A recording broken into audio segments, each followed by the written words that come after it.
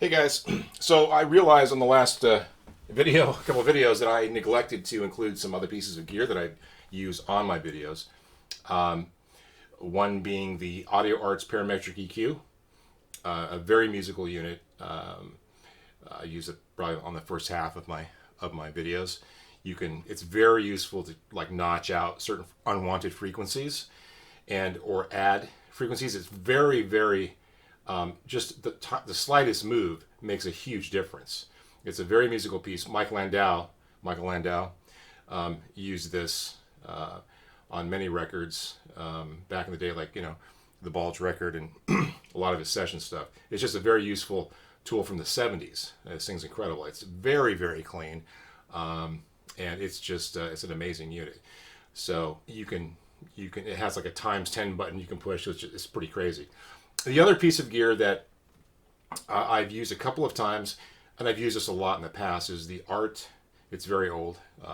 IEQ Smart Curve Intelligent Graphic Equalizer that Dan Huff had in his rack with Giant back in the day, and that was my first time ever seeing it. And then I picked one up, and it has a video output so that you can put it into a monitor. This actually came with a monitor, like a 3 rack space monitor. It was crazy, but this thing is insane. It's the craziest equalizer I've ever used because you can overlay EQ curves, and it will intelligently draw EQ curves based on your overlays. This is the 15 band. There was a 31 band that had yellow markings that I had also at one point, but it's kind of noisy, and that thing was insane. But you can get really intense EQ out of this, and it really it emphasizes the cabinet punchiness of a speaker cabinet. It puts that out there. It's like, say you got a Marshall 412 1960, A cabinet, put this through it, and it has this punch to it. And I'll demonstrate this as soon as I can find a video monitor. I've been looking at Goodwill, and they haven't had any with the old school video. And a lot of this stuff is not that expensive, except for the preamps. This is stuff that anyone could kind of obtain. They're not that expensive.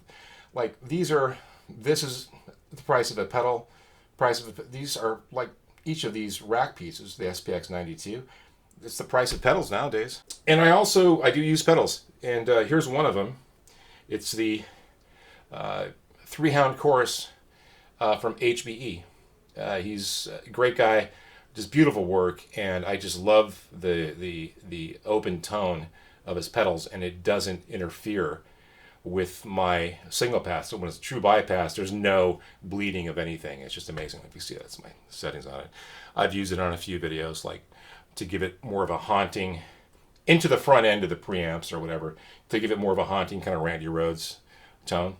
I also, use a Rat pedal. I've got a bunch of pedals. And David Phillips of LA Sound Design made me a huge pedal board years ago.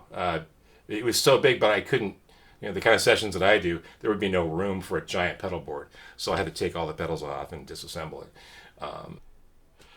Yeah, so anyway, I hope I've adequately explained my setup, and I will be putting out more playing videos soon. And if you have any questions or want to know about something else for my rig, absolutely let me know in the comment section, and I'll see you next time.